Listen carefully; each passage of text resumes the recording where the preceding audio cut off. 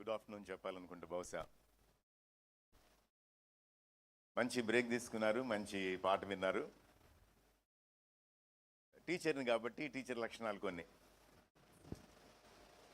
Audio పెంచాలా? Okay. ఒక క్షణం అటు ఇటు చూడండి, పర్లేదు, ఫ్రీగా ఫీల్ అవ్వండి. అటు ఇటు చూసి మైండ్లోకి ఒకసారి చూసుకోండి. మీ ఇంట్లో యంగ్ పీపుల్, తర్వాత మీ చర్చ్లో యంగ్ పీపుల్,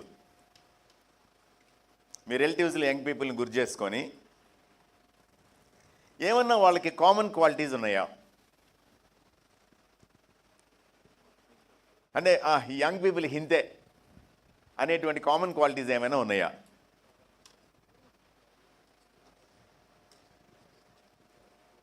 మీకేమైనా అనిపిస్తే కనుక రాయొచ్చు గబగబా.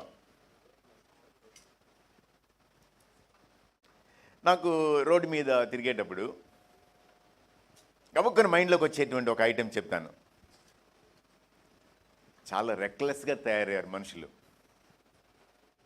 మా పాత రోజుల్లో, మా చిన్నప్పుడు, మా ఇంటి ఎదురుగా, మాది గల్లీ అనమాట, మెయిన్ రోడ్ ఏం కాదు, కొంచెం పెద్ద రోడ్డు. మా ఇంటికి ఎదురుగా ఒక కిరాణా షాప్ అనమాట. ఈ గుమ్మంలో నుండి, అంటే ఈ గేట్ నుండి ఆ షాప్ దగ్గరికి వెళ్ళడానికి ఇలా ముందుకొచ్చి ఇటు కొంచెం సేపు చూసి, ఇటు కొంచెం సేపు చూసి మాకు నేర్పించారు. అటు ఇటు చూసి నడవండి అని చెప్పి. అక్కడెక్కడో సైకిల్ కనపడేది. I'm not talking about mobile, I'm talking about bicycle, పాతకాలపు సైకిల్ అనమాట. అది వస్తూ ఉంటే అది ఇక్కడ ఆగేవాళ్ళం అనమాట. అది అలా వెళ్ళిన తర్వాత దాటి వెళ్ళేవాళ్ళమే. ఇప్పుడు యంగ్ పీపుల్ అలా వెళ్తున్నారా? లేదు. నేను అందుకనే కామన్ క్వాలిటీస్ ఏమైనా ఐడెంటిఫై చేయగలరా మీరు యంగ్ పీపుల్కి?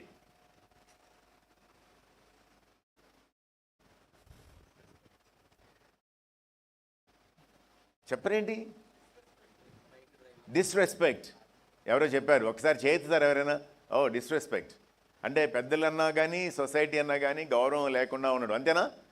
Okay, disrespect. ఇంకా సివిక్ సెన్స్ లేదు. మీరు చెప్తుంది యంగ్ పీపుల్ సంగతిలే. సివిక్ సెన్స్ లేదు. ఇంకెవరైనా? ఏమ్మా? పేషెన్స్ లేదు. పేషెన్స్ లేదు.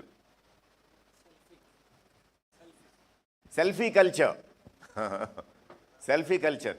మనం మళ్ళీ మీరు నాకు ఒకసారి గుర్తు చేయాలి. నేను కొంచెం ముందుకు వెళ్ళిన తర్వాత మీరు సెల్ఫీ అని ఒక మాట రిమైండ్ చేస్తే నేను దాని గురించి ఒక నిమిషం మాట్లాడతాను. ఏం మాట్లాడుతున్నాను నేను అంటే, I'm trying to talk about different kinds of things. రకరకాలన్నమాట.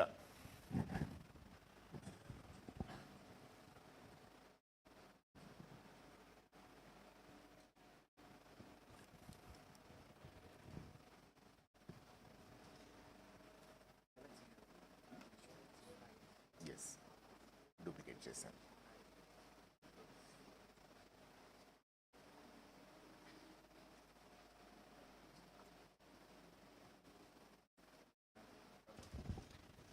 నేను కావాలని చెప్పి ఈ ఐటమ్స్ పెట్టాను. యంగ్ పీపుల్కి కామన్ క్వాలిటీస్ ఏంటి? మనం ఊరికినే ఒక 3-4 మాట్లాడాం, కానీ చాలా థింగ్స్ ఉన్నాయి.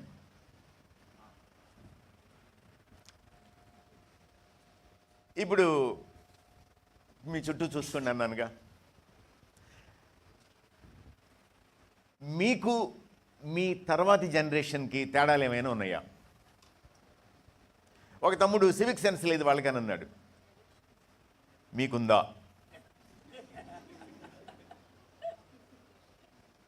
అంటే ఆయన్ని ఉద్దేశించి అనడం లేదు నేను. మనం నెక్స్ట్ జనరేషన్కి లేదా యంగ్ పీపుల్కి ఉన్న లక్షణాలు అనేటప్పుడు మన ముందు జనరేషన్కి, మనకి మన తర్వాత జనరేషన్కి. ఇప్పుడు సెల్ఫీ అని అన్నారు బ్రదర్ ఇక్కడ. ఈ సిస్టర్ ఏమో పేషెన్స్ అని అన్నారు. ఇంట్లో ఎంత వయసున్న పిల్లలు ఉన్నారు మీకు?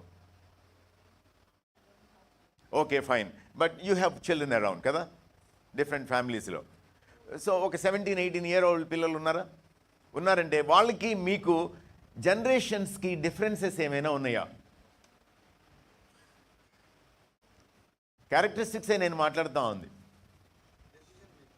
డెసిషన్ మేకింగ్ డిఫరెన్స్ ఉంది. అంటే మీరు బాగా చేయగలరు, వాళ్ళు చేయలేకపోతున్నారు. వాళ్ళు చేస్తున్నారు. అప్పట్లో ఆ వయసులో మనకు ఉండేది కాదు.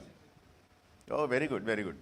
బ్రదర్ చెప్తున్నటువంటి పాయింట్ ఏంటంటే, ఇప్పుడు యంగ్ పీపుల్ డెసిషన్ మేకింగ్ చేసినంత బాగా పాత రోజుల్లో మేము చేయలేకపోయేవాళ్ళమి అనేటువంటిది. సరే, బాగుంది. వాళ్ళకి ఏమైనా భయాలు ఉన్నాయా?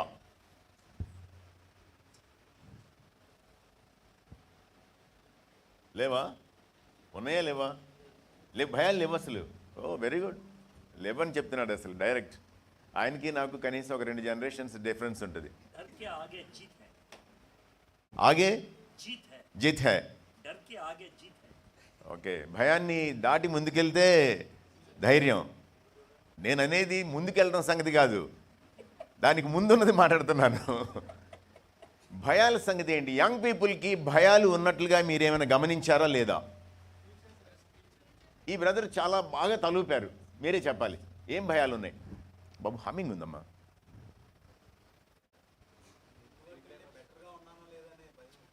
ఇదివరకటి కంటే బెటర్గా ఉన్నానా లేదా అనేటువంటి భయం. ఏమ్మా? ఎవరితో కంపారిజన్? పక్క వాళ్ళతోటి కంపారిజన్. బ్రదర్, అక్కడ ఎవరో ఒక ఆయన మాట్లాడడానికి ట్రై చేశారు. ఫ్యూచర్ని గురించినటువంటి భయం. Very good. ఏమండి, మనకుందా లేదా ఫ్యూచర్ని గురించిన భయం? ఉంది. అయితే యంగ్ పీపుల్కి భయాలు ఉన్నాయా లేవా, దాని గురించి మాట్లాడుతున్నాను. తర్వాత ఇంకొకటి ఏంటంటే, వాళ్ళకి అడ్వాంటేజెస్ ఏమైనా ఉన్నాయా? Technology advantage. వెరీ గుడ్, భలే చెప్పారు. టెక్నాలజీ అడ్వాంటేజ్ వాళ్ళకి. టెక్నాలజీలో కూడా ఏ తల్లి అడ్వాంటేజ్ ఎక్కువ? గూగుల్ తల్లి అడ్వాంటేజ్ ఎక్కువ. ఏదైనా సరే గూగుల్, ఎనీథింగ్ అనమాట. Now Google has become a verb English లాంగ్వేజ్లో. I just googled it, please go Google it. English లాంగ్వేజ్లోకి వర్బ్ అయిపోయింది గూగుల్ అనేటువంటిది చివరికి. సర్చ్ అనేటువంటి దానికోసం అనమాట. Easy. Number of search engines ఉన్నాయి ఉండడానికి, బట్ ఓన్లీ గూగుల్ ప్రస్తుతానికి. యంగ్ పీపుల్కి డిసడ్వాంటేజెస్ ఏమైనా ఉన్నాయా? టెక్నాలజీనేనా? టెక్నాలజీనే. It's an advantage, it's a disadvantage. ఎంతమంది టెక్నాలజీ డిసడ్వాంటేజ్ అంటే నమ్ముతారు?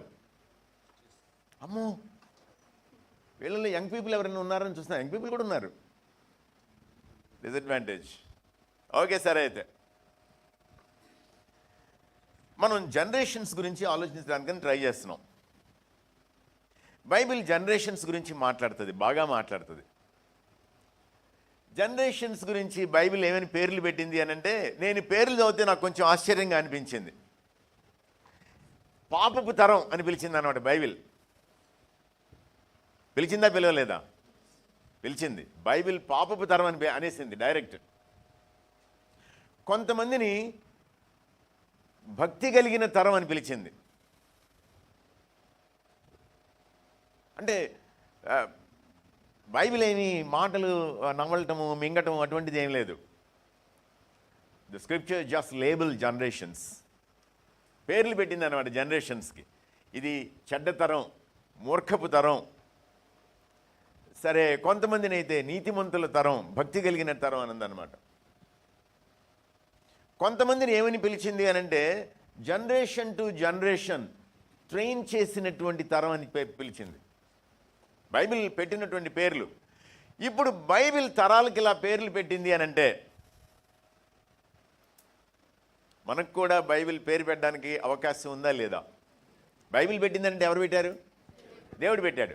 అంటే 2024లో ఇక్కడ ఉన్నటువంటి మనల్ని రకరకాల ఏజ్ గ్రూప్స్ని డివైడ్ చేసుకుని జనరేషన్స్ అని అనుకుంటే, దేవుడు మనకి స్టాంప్ వేస్తాడనమాట, లేబుల్ చేస్తాడు. రెక్లెస్ జనరేషన్, ఇంపేషెంట్ జనరేషన్, లేకపోతే generation of disrespect, technology advantage ఉన్నటువంటి జనరేషన్. మనకి దేవుడు బ్రాండ్ చేయడానికి, స్టాంప్ చేయడానికి మనకు కూడా అవకాశం ఉందన్నమాట. మనల్ని బ్రాండ్ చేయడమే కాకుండా మన తర్వాతి తరాన్ని సహితం దేవుడు బ్రాండ్ చేస్తాడు. అంటే ఎవరి ముందు బ్రాండ్ చేస్తాడు? మన కళ్ళతో మనం చూస్తూ ఉండగానమాట. మనం అని అంటున్నానంటే 2 జనరేషన్స్ గురించి మాత్రమే మాట్లాడుతున్నాను, తల్లిదండ్రులు వాళ్ళ పిల్లలు. పాత రోజుల్లో జనరేషన్ అనంటే ఒక 40 years అనేవాళ్ళు. పాత రోజుల్లో నెమ్మదిగా అది ఎంతకి దిగొచ్చింది అని అంటే 25 to 30కి దిగొచ్చింది. కొన్ని జనరేషన్స్ని జస్ట్ 19 years 20 years గ్యాప్ తోటి ఒక జనరేషన్ అని అంటున్నారు. ఇప్పుడు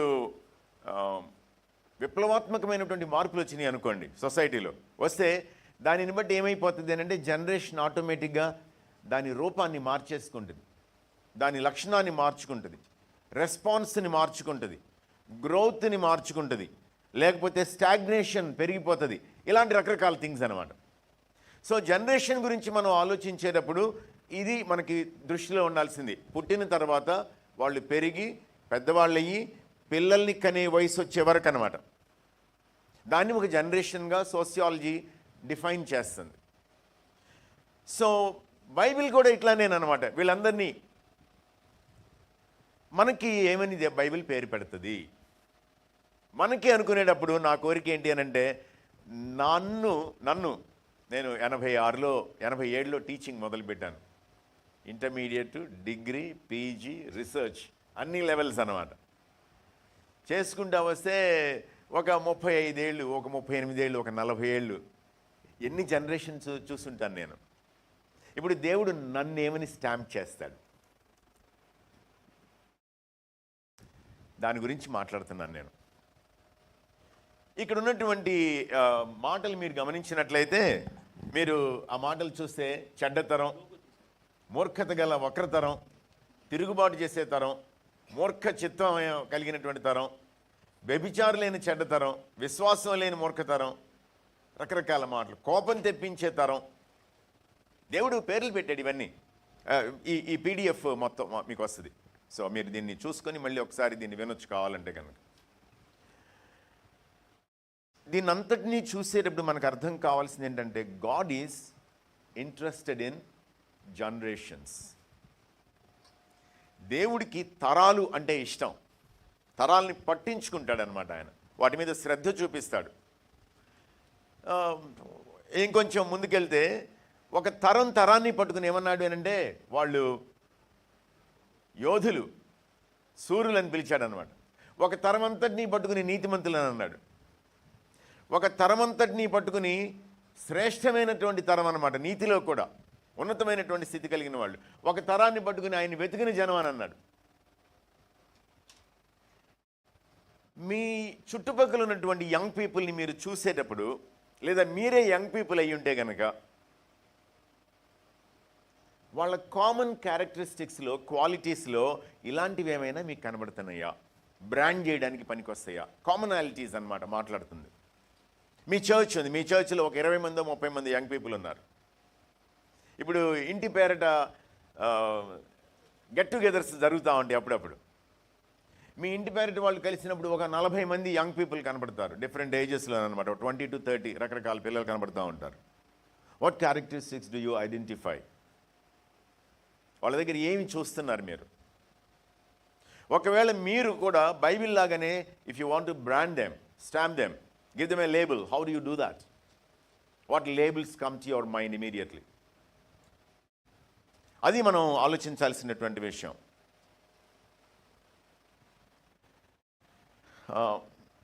ద్వితీయోపదేశకాండం 6వ అధ్యాయంలో మొట్టమొదటి లైన్ అన్నమాట. మీరు చూడనక్కర్లా, చాలా పాపులర్ టెక్స్ట్ అది.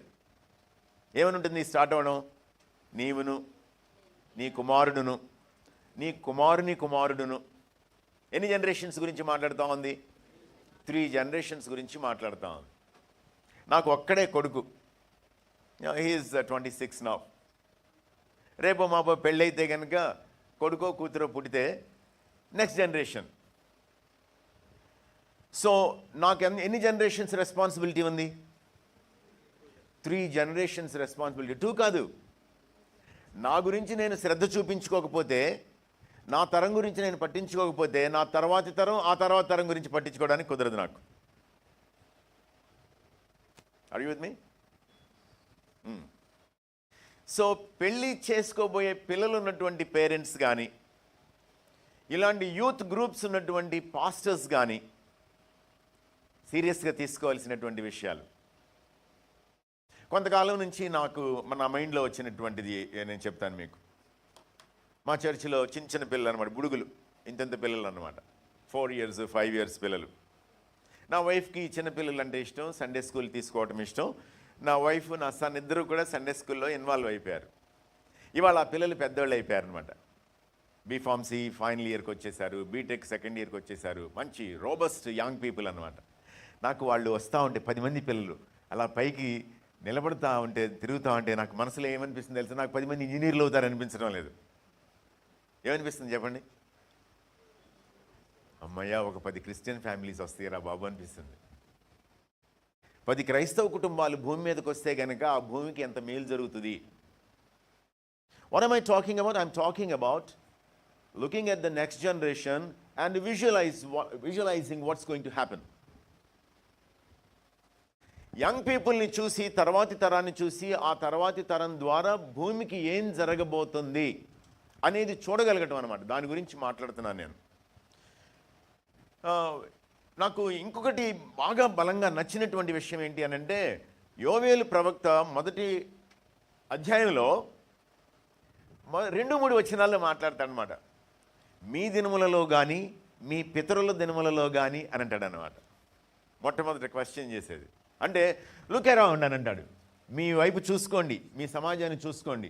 ఎవరన్నా సరే మీ వంకే కాదు, మీ పితరుల తరం, మీ ముందు జనరేషన్ సంగతి చూడండి అని అంటాడు. అని ఏమంటాడు తెలుసా?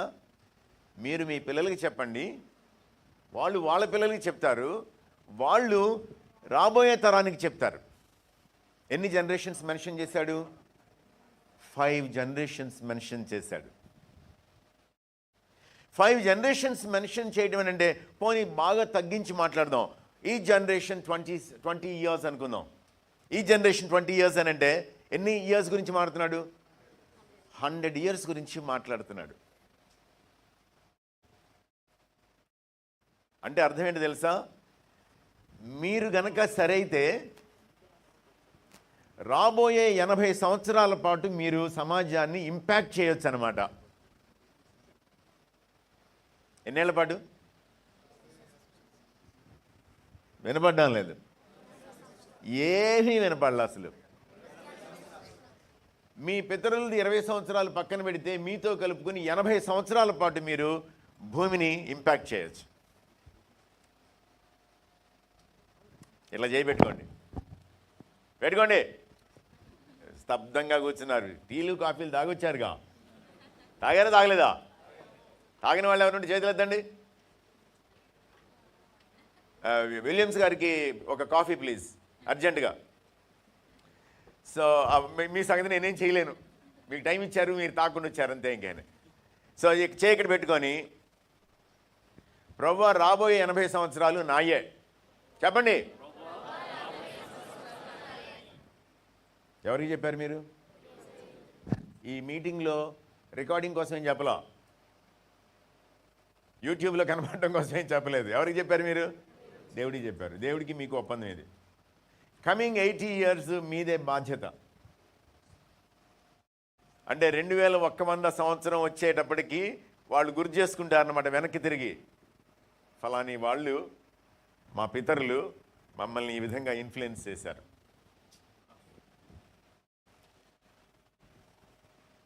ఇర్మియాకి దేవుడు చెప్పాడు ఒకరోజు, ఇర్మియా ఆ గుంపుని పిలువని అన్నాడు. ఆ గుంపు పేరేంటంటే రేకాబీయులు అనమాట. వాళ్ళని దేవాలయంలోకి తీసుకురానన్నాడు. తీసుకొచ్చాడు. వాళ్ళ ఎదురుగా ద్రాక్షారసం గిన్నెల్లో పోసి వాళ్ళకి అందించానన్నాడు. ప్రవక్త తన సొంత చేతులతో గిన్నెల్లో ద్రాక్షారసం పోసి రేకాబీయులకి ఇచ్చి తాగండి అని అన్నాడు. అంటే మేము తాగమని అన్నాడు. ప్రవక్త ఇవ్వడం, దేవాలయంలో ఇవ్వడం, అది కూడా మేము తాగమనంటే అదేంట్రా తాగకపోవటం ఏంటి మీరు అని అన్నాడు. అని అంటే వాళ్ళు ఏం చెప్పారు తెలుసా? మా పితరుడైనటువంటి యెహోనాదాబు మాకు ముందుగా చెప్పాడు. ఏమని చెప్పాడంటే, మీరు ద్రాక్షారసం తాగకూడదు, పట్టణాల్లో నివసించకూడదు అని చెప్పాడు. అందుకని మేము ఇప్పటి వరకు చేయడం లేదు. ఎంత కాల వ్యవధి? 100 నుండి 140 సంవత్సరాల పాటు. ఎవరో ఒక పితరుడు, ఒక తాత చెప్పాడు కాబట్టి వాళ్ళ అనుదిన జీవితంలో, అనుదిన ఆహారంలో భాగమైనటువంటి ద్రాక్షారసాన్ని కూడా వాళ్ళు తాగకుండా ఆపేశారు. యెరూషలేము లాంటి పెద్ద పెద్ద పట్టణాలు పుట్టుకొచ్చినా సరే వాళ్ళు పట్టణాల్లో నివాసం ఉండకుండా సంచారం చేసుకుంటూ తిరిగేవాళ్ళు. వాళ్ళ తాత చెబితే మాట విన్నారు వాళ్ళు. చూసావా, నేను చెబితే వీళ్ళు నా మాట వింటం లేదని అన్నాడు దేవుడు. Rechabites became a great example for God to demonstrate. ప్రదర్శించడానికి దేవుడికి ఉపయోగపడ్డారన్నమాట వాళ్ళు. మన తరాన్ని దేవుడు కనుక చూస్తే, మనల్ని పిలిచి డిమాన్స్ట్రేట్ చేయడానికి ప్రయత్నిస్తే, ఏ డిమాన్స్ట్రేషన్కి మనం పనికొస్తాము? మనం తర్వాతి తరాన్ని దేనికోసం ప్రిపేర్ చేస్తున్నాము?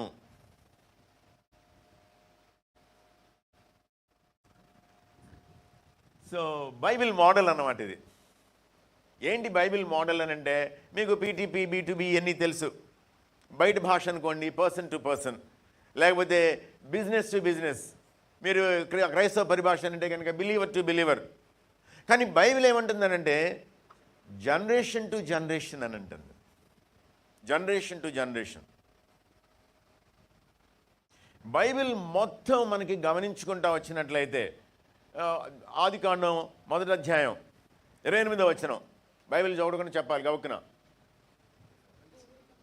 దేవుడు వారిని ఆశీర్వదించెను, ఎట్లనగా మీరు ఫలించి అభివృద్ధి పొంది విస్తరించి భూమిని నిండించి దానిని లోబర్చుకోండి. దేవుడు జనరేషన్స్కి కర్త, తరాలకి కర్త అన్నమాట. మనకి ఈ స్పృహ ఉండాలి. నా పని అయిపోయింది, నేను తప్పుకుంటాను. మొన్న ఒక గ్రూప్లో చూస్తూ ఉన్నాను, దావీదు తన తరం వారికి సేవ చేసి నిద్రించను, తర్వాత తరాన్ని పట్టించుకోవాల్సిన పని లేదని చెప్తున్నాడు అనమాట ఆయన, ఓ పాస్టర్ గారు. తన తరం వారికి సేవ చేశాడు, ఆయన నిద్రించాడు, లేకపోతే కానీ ఇంటికి వెళ్ళిపోయాడు. మనం కూడా అంతే, తర్వాత తరం ఆపై తరం అని చెప్పి ఊరికి హడావుడి పడతానంటున్నాడు అనమాట. నాకు చాలా ఆశ్చర్యంగా అనిపించింది. పాస్టర్ గారు, పాస్టర్స్ గ్రూప్ అది, మళ్ళీ చాలా పెద్ద పాస్టర్స్ గ్రూప్ అనమాట. సో బైబిల్ అట్లాంటి వాటిని అసలు ఏ విధంగానూ కూడా సపోర్ట్ చేయదు. బైబిల్ ఎంతసేపు ఏమంటుంది అంటే జనరేషన్ ఆఫ్టర్ జనరేషన్. ఎంతవరకు?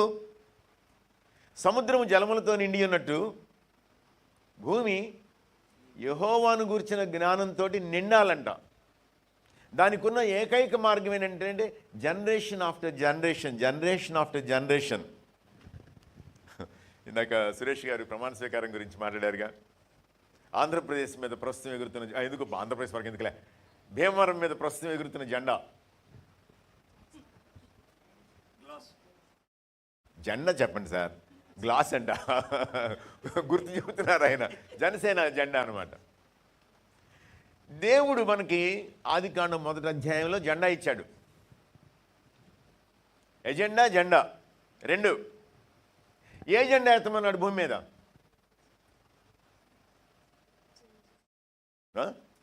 ఓకే, సరే. అయితే పరలోక ప్రార్థనలో ఎవరి రాజ్యం రావాలి? నీ రాజ్యం వచ్చును గాక. చంద్రబాబు నాయుడు గారిదా, జగన్మోహన్ రెడ్డి గారిది మళ్ళీ 5,000 తర్వాత, లేదా అందరినీ పక్కకి పెట్టి పవన్ కళ్యాణ్ గారి రాజ్యమా? దేవుని రాజ్యం వచ్చును గాక. ఓకేనా? ఇప్పుడు చెప్పండి, 1:28లో దేవుడు ఏ జెండా ఇచ్చాడు? దేవుని జెండా ఇచ్చాడు.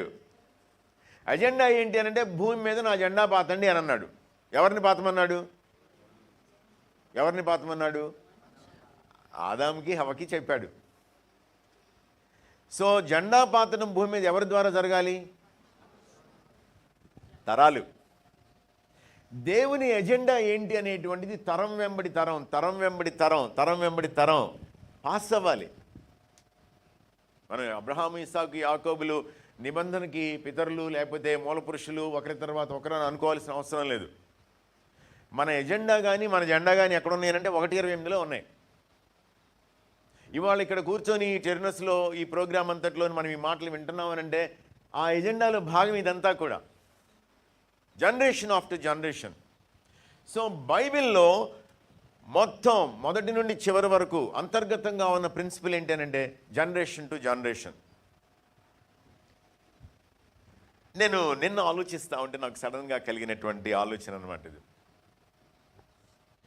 ఇక్కడ నేను ఉదహరించినటువంటి స్టోరీ ఎవరిది అని అంటే ఆదికాండం 4వ అధ్యాయంలో ఇద్దరు అన్నదమ్ములు.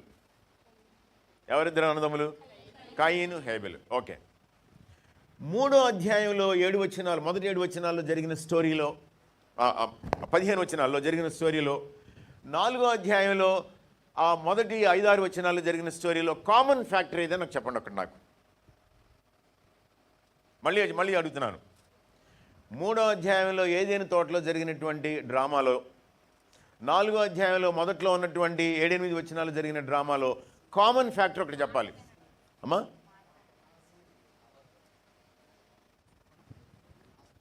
ఏదైనా పాజిటివ్ చెప్పండి.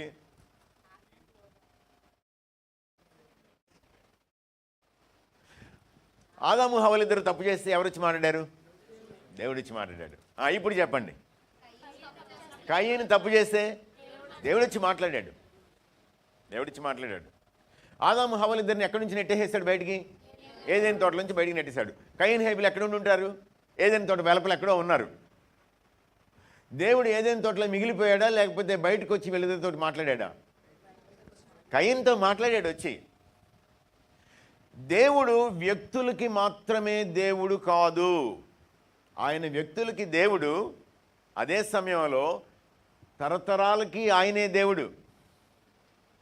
మా చిన్నప్పుడు ఒక పాట ఉండేది, మీకు తెలుసో తెలీదు. తరతరాలలో, యుగయుగాలలో, జగజగాలలో, అసలు ఆ తర్వాత మంచి దీర్ఘం తీసుకుంటా పాడేవాళ్ళం అనమాట, ఊరించుకుంటా. దేవుడు తరతరాలకి దేవుడు. అకస్మాత్తుగా భారతదేశం మీద హిందుత్వ పడగ ఎత్తిందనుకోండి, ఎవరి రూపంలో? బీజేపీ రూపంలోనో, నరేంద్ర మోదీ గారి రూపంలోనో, లేకపోతే కనుక అమ్మో మేము బలహీనలం అయిపోయాము, ఇక మాకు దిక్కు లేదు అని కుంగిపోవాల్సినటువంటి అవసరం లేదు. జగన్మోహన్ రెడ్డి గారు నేను ప్రార్థన చేసుకుంటాను, నేను బైబిల్ చదువుకుంటానని చెప్పగానే క్రైస్తవులందరికీ సలపరం వచ్చేసింది. అసలు ఆంధ్రప్రదేశ్ మొత్తం ఇట్లా అనమాట. ఆయన ఓడిపోగానే నిన్న ఎవరో చెప్తున్నారనమాట, ఇన్ని రోజుల్లోనూ సరిగ్గా భోంచేసింది లేదండి అన్నారనమాట. నేను ఆశ్చర్యంగా చూస్తా ఉన్నాను, జగన్మోహన్ రెడ్డి గారు ఓడిపోవడం ఏంటి, నువ్వు అన్నం తినకపోవడం ఏంటి అని చెప్పి.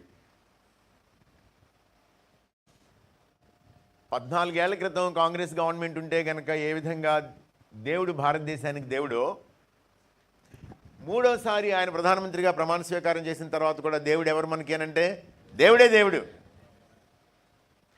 తరాలు మారుతూ ఉంటాయి, దేవుడే. దేవుడికి ఈ జనరేషన్స్ అని అంటే మాత్రం చాలా ఇష్టం, శ్రద్ధ, ఆసక్తి. ఆదికాండం 6వ అధ్యాయంలో ఒక ఆయన ఉన్నాడు అనమాట. 6వ అధ్యాయం 7వ అధ్యాయంలో 7వ అధ్యాయం మొదటి వచనంలో ఏమనుంటుందనంటే, ఈ తరము వారిలో నీవే నీతిమంతుడివై ఉండుట నేను చూశానని అంటాడు. దేవుడు తరాల్ని ఇన్స్పెక్ట్ చేస్తుంటాడు, స్క్రూటినైజ్ చేస్తూ ఉంటాడు, వెతుకుతూ ఉంటాడు. ఎప్పుడు ఆదికాండంలో వెతికేసి ఆ తర్వాత సర్దుకుని కళ్ళదోడు పక్కన పెట్టి కూర్చున్నాడా? ఏం లేదు. He is the same God doing the same work even today. ఈ శతాబ్దంలో ఇప్పుడు కూడా ఆయన ఈ తరం అంతటిని వెతుకుతున్నాడు అనమాట. ఈ తరంలో ఎవరైనా దొరుకుతారా, దొరకరా? వీళ్ళ తర్వాతి తరంలో ఎవరైనా దొరుకుతారా, దొరకరా?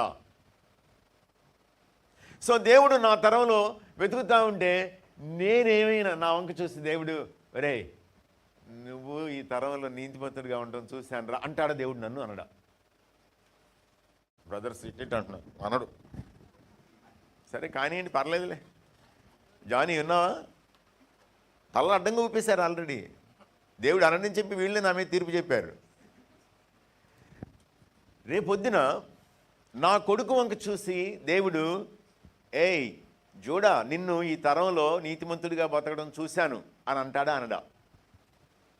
నా కొడుకు నీతిమంతుడిగా బ్రతకడం దేవుడు చూడాలి అని అంటే బాధ్యత ఎవరిది? నాదే బాధ్యత. గూగుల్ తల్లిది కాదు. గూగుల్ తల్లిది బాధ్యత ఏం కాదు. దేవుడు ఆయా తరాల్లో మనుషుల్ని ఐడెంటిఫై చేస్తుంటాడంటే అర్థం ఏంటో తెలుసా? తన స్టాండర్డ్స్కి, తన విజన్కి, తన మిషన్కి మ్యాచ్ అయ్యే వాళ్ళు దొరుకుతున్నారా దొరకటం లేదా చూస్తుంటాడు అనమాట. ఇప్పుడు మీకు ఒక మాట చెప్తాను, ఇంగ్లీష్ టీచర్నిగా ఇంగ్లీష్ మాటలు ఇష్టం. గ్లోకల్ విన్నారు ఎప్పుడైనా? చేతులు ఎత్తండి ఆ మాట విన్నవాళ్ళు. GLOCAL. మేము ముందు వరుసలో వాళ్ళు చేతులు తెంచండి, మరీను అవమానించకండి. మరీను అసలు మీకు తెలియదు అంటే కనుక అప్పుడు అనుకోవాలి, కానీ తెలిస్తే మీరు మీ చేయతనం మీ అబ్బో అసలు విలియమ్స్ గారే ఇక లోపడేది. గ్లోబల్ ప్లస్ లోకల్ పోర్ట్మాంటో వర్డ్ అని అంటాం అనమాట. గ్లోబల్ అని అంటే గ్లోబ్ అంతా, లోకల్ అంటే స్థానికం అనమాట. రెండింటినీ కలిపాడు ఒక ఆయన, ఆయన పేరు నాకు గుర్తులేదు, ఎవరో ఒక ఆయన కలిపాడు, రెండింటినీ కలిపి గ్లోకల్ అని తయారు చేశాడు. మన తర్వాతి జనరేషన్ లేదా young generation, present generation glocal generation. ఎందుకని గ్లోకల్ జనరేషన్ అని అంటున్నాను? వాళ్ళకి సరిహద్దులు లేవు.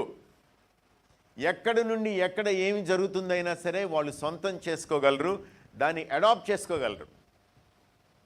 సరిహద్దులు నెమ్మదిగా అంతరించడం మానేసింది అనమాట వీళ్ళకి.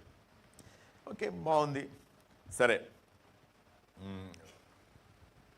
ఛాలెంజెస్ మాట్లాడతాను నేను.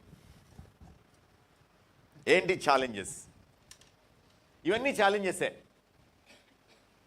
LGBTQ మంచి రంగుల్లో పెట్టాను చూసారా? ఎందుకు రంగుల్లో పెట్టానంటే రంగులు కాబట్టి. వాళ్ళు విబ్జిఆర్ తీసుకుంటారు, కలర్ తీసుకుంటారు అనమాట.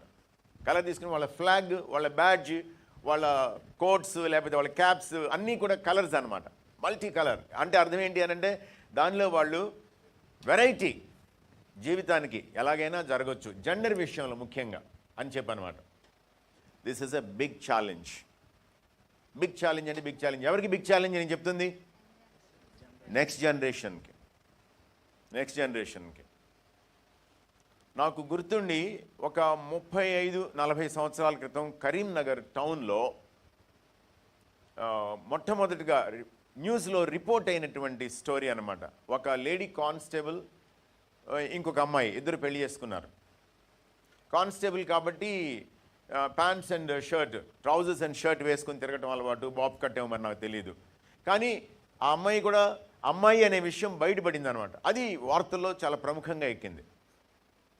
ఇప్పుడు మార్పు ఏంటి అనంటే హైదరాబాద్లో లాంగ్ ఫ్లాగ్స్ పట్టుకొని, ఒక 1/2 కిలోమీటర్ లెంగ్త్ ఉండే ఫ్లాగ్ పట్టుకొని young people they are blatantly displaying their gender sensitivity or knowledge.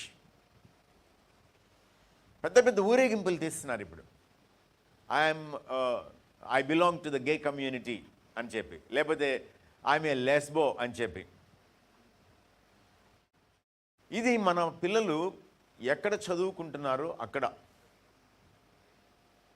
ఒక కాలేజ్ కావచ్చు, హాస్టల్ కావచ్చు, ఎక్కడైనా సరే చాలా విపరీతమైనటువంటి ప్రభావం అన్నమాట యంగ్ పీపుల్ మీద ఉన్నటువంటి ఇన్ఫ్లుయెన్సెస్లో. ఛాలెంజెస్, వాళ్ళు ఎదుర్కొంటున్నటువంటి ఛాలెంజెస్ అన్నమాట. మొన్న ఒక తమ్ముడు చెప్తున్నాడు అనమాట, వాళ్ళ పాప 3rd క్లాస్ అంట. వాళ్ళ క్లాస్మేట్ అంటుందంట, అంటే ఆ పాప క్లాస్మేట్ అంటుందంట, మన ఇద్దరమే బాత్రూమ్స్ దగ్గరికి వెళ్ళి ఎవరూ లేకుండా సీక్రెట్గా మాట్లాడుకుందాం, వస్తావా అని అడుగుతుందంట. ఒక 3rd క్లాస్ గర్ల్ ఇంకొక 3rd క్లాస్ గర్ల్ని అడగటం అనమాట. సొసైటీ ఎలాంటి కండిషన్లో ఉంది, పిల్లలు ఎలాగూ కండిషన్ అయిపోతున్నారు. బ్రదర్, ఇందాక ఎవరో ఒకరు బ్రదర్ చెప్పారు అన్సర్టన్ ఫ్యూచర్ అని చెప్పి. నిజమే, భవిష్యత్తు ఎలా ఉండబోతుంది అనేటువంటిది చాలా పెద్ద భయం అనమాట. చాలా పెద్ద భయం అంటే చాలా పెద్ద భయం. అందుకని ఆపోజిట్ నేను డిప్రెషన్ అనేది ఒకటి పెట్టాను. నేను ఇంట్లో మేమిద్దరం మాట్లాడుకుంటూ ఉంటాం. నా వైఫ్ కూడా టీచింగ్ ప్రొఫెషన్లో ఉంది, మ్యాథ్స్ టీచ్ చేస్తుంది. సో మేమిద్దరం మాట్లాడుకుంటూ ఉంటాం. నేను అడిగాను అనమాట, యంగ్ పీపుల్ ఎదుర్కొంటున్నటువంటి ఛాలెంజెస్ ఏంటి అని అంటే డిప్రెషన్ అని అనమాట. ఎందుకు డిప్రెషన్? మీరు ఎస్ అంటారా, నో అంటారా? ఎస్ అంటున్నారు. నో అనే వాళ్ళు ఎవరు లేరా? యంగ్ పీపుల్కి డిప్రెషన్ ఏంటండి? లేరా? ఓకే, ఎందుకు డిప్రెషన్? పోనీ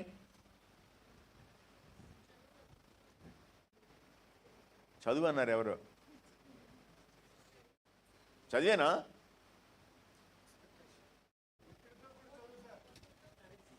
స్టడీసా? ఇంకెవరు? ఎవరో ఇది చెప్పారు, ఎక్స్పెక్టేషన్స్, ఒత్తిడితో కూడిన చదువు. ఓకే, నా వైఫ్ ఇది కూడా ఎక్స్ప్లెయిన్ చేసింది. ఏంటి డిప్రెషన్ అని అంటావనంటే,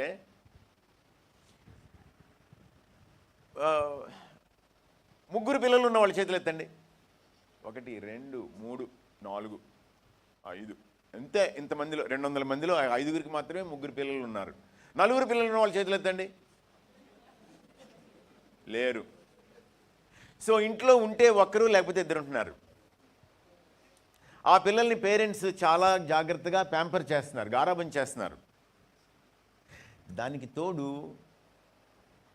విద్య, కొత్త విద్య ఏంటంటే, ఏమండి మా అమ్మాయి అసలు అని చెప్పడం మొదలుపెట్టారనమాట. అసలు మా అబ్బాయి అండి వేరండి అని చెప్పడం మొదలుపెట్టారు. వీడు వింటా ఉంటాడు ఇవన్నీ. ఆ ఎక్స్పెక్టేషన్కి తగ్గట్టుగా వీడు బతకాలి. ఇప్పుడు మా అబ్బాయి సూపర్ అని చెప్పారనుకోండి, వాడికి సూపర్ మార్కులు రావడం లేదనుకోండి, ఎంత ఒత్తిడి. ఎక్స్పెక్టేషన్స్, అది పేరెంటల్ ఎక్స్పెక్టేషన్స్ కావచ్చు, ఫాల్స్లీ డెవలప్డ్ ఎక్స్పెక్టేషన్స్ కావచ్చు, సొసైటల్ ఎక్స్పెక్టేషన్స్ కావచ్చు. ఈ ఎక్స్పెక్టేషన్స్కి తగ్గట్టుగా బ్రతకలేని తనం అన్నమాట, రీచ్ అవ్వలేని తనం.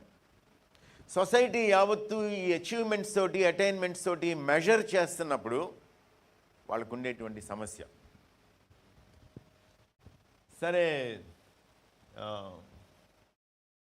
కరోనా వచ్చిన తర్వాత చాలా బాగా అలవాటైనటువంటివి 2 విషయాలు అనమాట. ఒకటేంటంటే లెథార్జీ, కౌచ్ పొటాటోస్ అని అంటాం వాళ్ళని.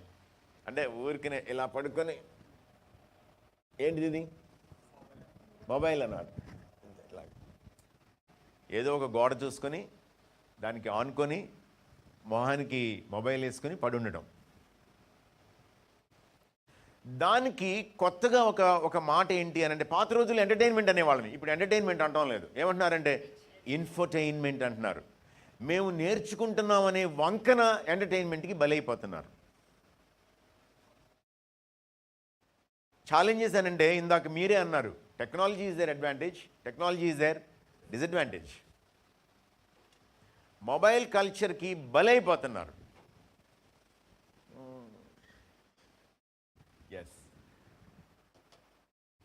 ఇందాక బ్రదర్ సెల్ఫీ అని అన్నారు అనమాట. సెల్ఫీ కల్చర్ దేన్ని ఇండికేట్ చేస్తుంది?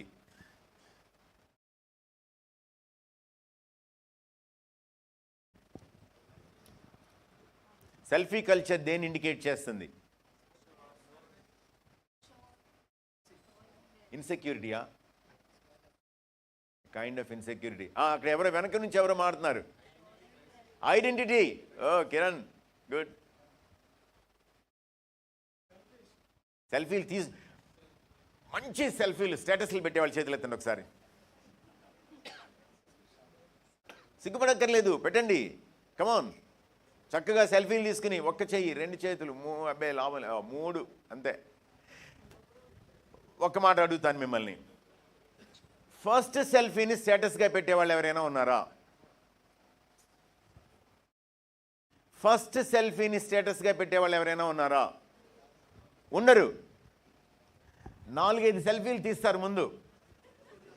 తీసిన తర్వాత ఆ 4ని వెతుకుతారు, 1 సెలెక్ట్ చేస్తారు. సెలెక్ట్ చేసిన తర్వాత ఫిల్టర్స్ అప్లై చేస్తారు. దానికి అప్లై చేసి వీలుంటే దానికి ఏదైనా ఒక మ్యూజిక్, ఆన్లైన్ మ్యూజిక్ ట్యాగ్ చేస్తారు, చేసి దాన్ని రిలీజ్ చేస్తారు. What are they doing? They are trying to identify themselves, discover themselves. వాళ్ళని వాళ్ళు గుర్తించడానికి, కనుగొనడానికి ప్రయత్నం చేస్తున్నారు. ఇంత చేసి అక్కడ ఉండేది వాళ్ళ ఒరిజినల్ అని అంటే కాదు. ఎంత స్ట్రగుల్లో చూడండి అది. ఇంత దేనికోసం తెలుసా? యాక్సెప్టెన్స్ కోసం. పక్క వాళ్ళతో పోటీ పడి నన్ను వాళ్ళందరూ గుర్తించాలి, యాక్సెప్ట్ చేయాలి. సమస్యలు అన్నమాట ఇవన్నీ కూడా. ఆ తర్వాత హెట్రో హోమో చెప్పాను, ఎథ్నోసెంట్రిక్. ఈ రెండింటిని 1 నిమిషం ఎక్స్ప్లెయిన్ చేస్తాను. How many more minutes?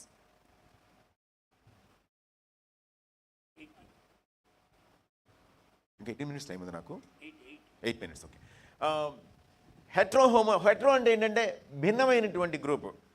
కాలేజీకి వెళ్ళారనుకోండి, రకరకాల వాళ్ళందరితో కలిసి చదువుతున్నారు అనుకుంటాం మనం. అడ్జస్ట్ అవ్వగలరా అంటే అడ్జస్ట్ అవ్వలేరు. వాళ్ళలాంటి వాళ్ళు ఎవరున్నారో చూసుకొని ఒక క్లిక్ ఫామ్ చేస్తారు. బయటికి కనబడడానికే భిన్నమైనటువంటి మనుషులు, దానిలో అచ్చం వాళ్ళలాంటి వాళ్ళే స్మాల్ గ్రూప్స్ అనమాట, క్లిక్స్ అనమాట. అది రిలీజన్ కావచ్చు, కాస్ట్ కావచ్చు, సబ్ కాస్ట్ కావచ్చు, ఏరియా కావచ్చు, లాంగ్వేజ్ కావచ్చు, రకరకాలు అన్నమాట. ఏవైనా సరే కొన్నింటిని తీసుకొని దే ఫార్మ్ క్లిక్స్. ఎందుకు? Sense of belonging. Do I belong or not? సమస్యలు అనమాట ఇవన్నీ కూడా. ఆ తర్వాత నేను ఎథ్నోసెంట్రింగ్ అన్నది, జెనోఫోబిక్ అంటే అర్థం ఏంటంటే చుట్టూ ఉన్న వాళ్ళందరినీ స్క్రీన్ చేసుకుంటారు. స్క్రీన్ చేసుకుని వాళ్ళలాంటి వాళ్ళు కాకపోతే వీళ్ళకి భయం అనమాట, దూరంగా పెడతారు. అది జెనోఫోబిక్ అని అంటే.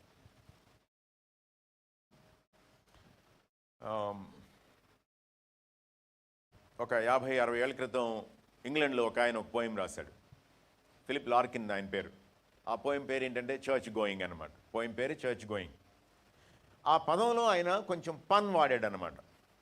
చర్చికి వెళ్ళడం కాదు దానిలో అర్థం, చర్చి వెళ్ళిపోవడం. మీ ఫ్యామిలీస్లో ఉన్నటువంటి యంగ్ పీపుల్లో చర్చికి వస్తున్నారు అని అంటే వస్తున్నారు, కానీ వాళ్ళల్లో చర్చ్ ఉందనంటే లేదు. Church is going out, church is gone. మన చుట్టూ ఉన్నటువంటి జనరేషన్స్ని మనం ఖచ్చితంగా చూసుకుంటూ ఉండాలి. ఖచ్చితంగా చూసుకోవాలంటే ఖచ్చితంగా చూసుకోవాలి, మనసులో పెట్టుకోవాలన్నమాట. ఏంటి వీళ్ళు సఫర్ అవుతుంది, వీళ్ళు స్ట్రగుల్ అవుతుంది, వీళ్ళు ఇష్టంగా చేస్తుంది ఏంటి, వీళ్ళు చేయలేకపోతుంది ఏంటి, ఫెయిల్ అయిపోతున్నటువంటిది ఏంటి. ఇలాంటి పిల్లల విషయంలో ఎవరిది బాధ్యత చెప్పండి? ఇలాగ స్ట్రగుల్ అవుతున్నటువంటి మన యంగ్ పీపుల్, మన తర్వాతి తరం విషయంలో ఎవరిది రెస్పాన్సిబిలిటీ? చూసారా, మాట్లాడరు మీరు? గట్టిగా చెప్పండి, చెప్పొచ్చు కదా. మాదేనా? ఇంకొంచెం దగ్గరికి తీసుకొచ్చుకోండి. అమ్మయ్యా, ఫస్ట్ పర్సన్ సింగులర్. నాది, నాదే రెస్పాన్సిబిలిటీ. నేను వెనక్కి తిరిగి చూసుకుంటాను అనమాట. అంబేద్కర్ కాలేజీలో 40 ఏళ్ళు బ్రతికాను నేను. ఏం మేలు జరిగింది పిల్లలకి? రేపో మాపో రిటైర్ అవ్వబోతా ఉంటే నాకు కలుగుతున్నటువంటి క్వశ్చన్ అనమాట. Was my life well spent? సరిగ్గా బతికానా బతకలేదా?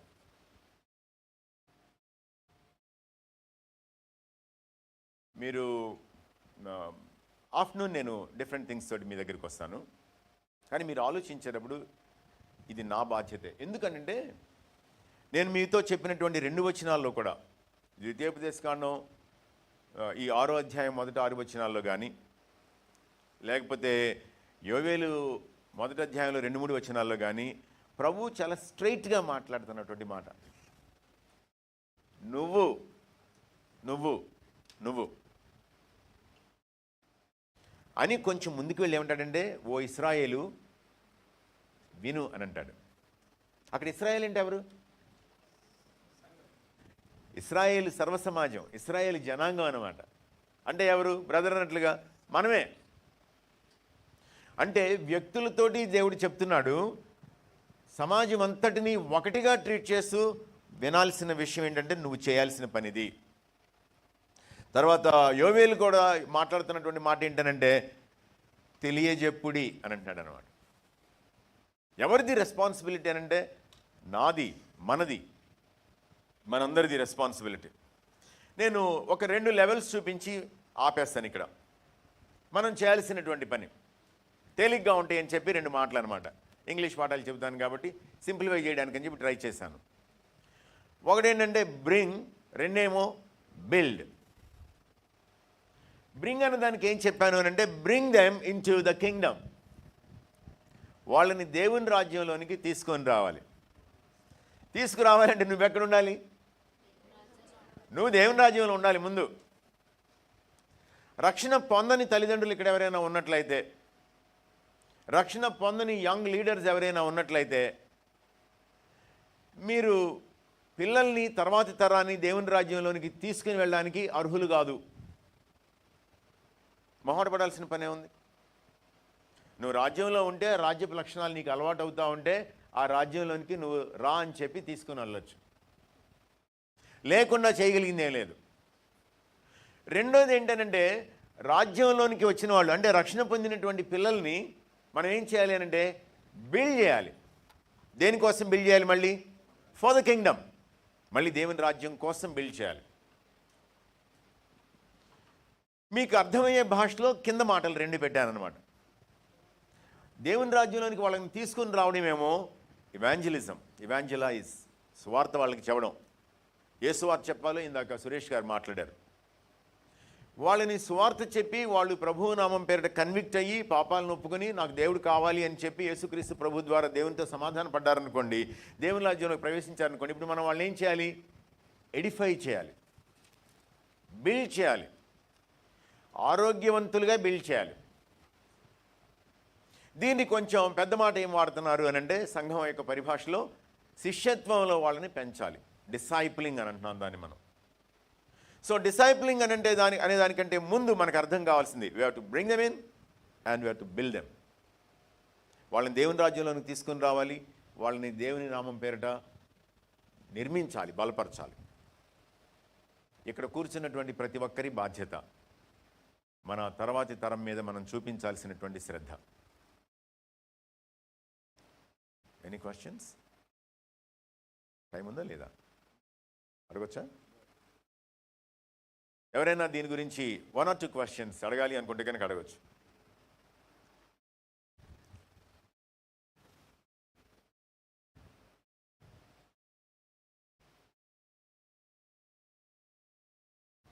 ఆఫ్టర్నూన్ మాట్లాడేటప్పుడు వేరే విషయాలు మాట్లాడదాం, కానీ ప్రస్తుతానికి నేను మాట్లాడినటువంటి వాటిలో నుండి మీకు ఏమైనా ప్రశ్నించాలి అని అనిపించినట్లయితే మాట్లాడచ్చు.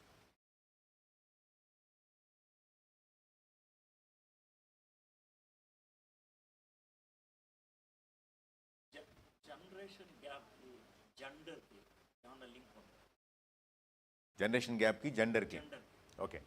అంటే ఎందుకు అడిగానంటే, కొన్ని ఫ్యామిలీస్లో ఫాదర్స్ చిల్డ్రన్ని అండర్స్టాండ్ చేసుకున్నంతగా మదర్స్ అండర్స్టాండ్ చేసుకోరేమో, లేదా వీళ్ళు ఉన్నంత కాషియస్గా వాళ్ళు ఉండరేమో, రకరకాల ప్రశ్నలు. అంటే చాలా జనరలైజ్ చేసి దీనికి ఆన్సర్ చెప్పడానికి అవ్వదు. ఎందుకోసమనంటే you actually try to generalise the situation which is not so general. అంటే విలియమ్స్ అంటున్నటువంటిది ఏంటంటే, కొన్ని కుటుంబాల్లో తండ్రులు పిల్లల్ని అర్థం చేసుకున్నంత బాగా తల్లులు అర్థం చేసుకోవట్లేదేమో. దానికి వయసు వరుస అవడానికి అవకాశం ఉందా లేదా? అందుకని మనం జనరలైజ్ చేయడానికి అవకాశం లేదు. అయితే నేను ఒక్క విషయం మాత్రం ఏం చెప్పగలను అని అంటే, ఇది బై వేనే మాట్లాడతాం అన్నది నిజానికి దీనికి పర్టినెంట్ కాదు. బై వే అంటే తను క్వశ్చన్ రైజ్ చేశాడు కాబట్టి మాట్లాడుతున్నాను.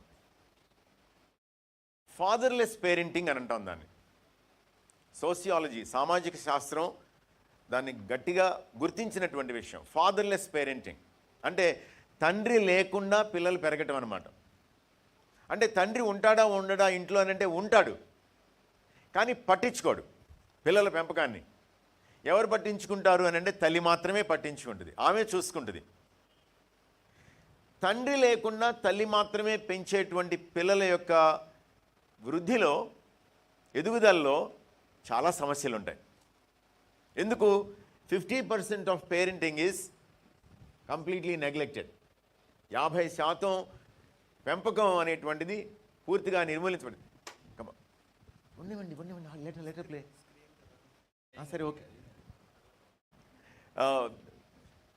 తర్వాత ఇంకొకటి ఏంటి అని అంటే, కొన్నిసార్లు ఫాదర్ ఉంటాడు ఇంట్లో, మీరు చూస్తుంటారు ఇట్లాంటి ఫ్యామిలీస్ని.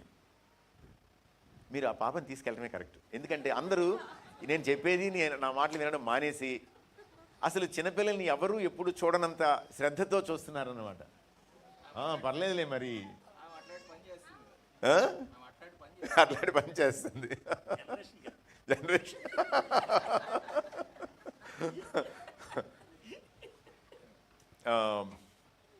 ఫాదర్ ఉంటాడు ఇంట్లో కానీ ఉండడు. అంటే అర్థమేంటి తెలుసా? తండ్రి బాధ్యతని కూడా, తండ్రి నాయకత్వాన్ని, తండ్రి అధికారాన్ని కూడా తల్లి తీసేసుకుంటుంది. Mother becomes the head of the family. Right పేరెంటింగా, రాంగ్ పేరెంటింగా? Wrong parenting. Wrong parenting.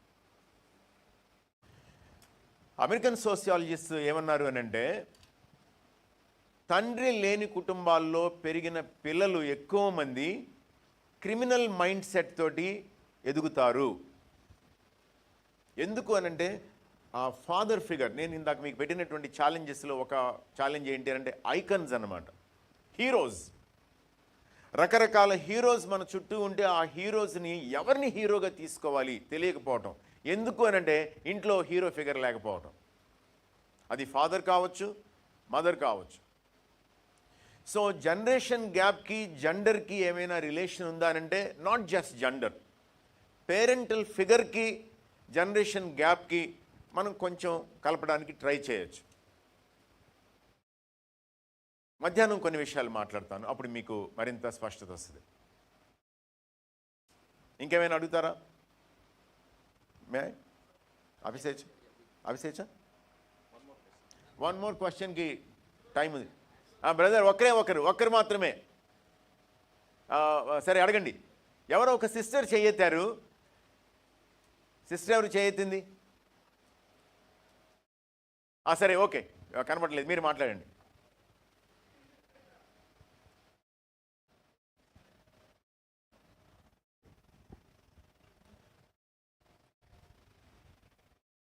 మాట్లాడమ్మా. మీ ఇద్దరు తప్పించి వేరే ఎవరికి అవకాశం ఇరా? ఇక్కడేమో తండ్రి, అక్కడేమో కూతురు. సరే మాట్లాడు, కొంచెం ముందుకు రా, అందరికి మధ్యలోకి వస్తే వినపడుతుంది. హ్యాండ్ మైక్ ఎవరన్నా తనకి ఇవ్వగలిగితే బాగుంటుందేమో. అమ్మా ఓకే ఫైన్, డూ దట్.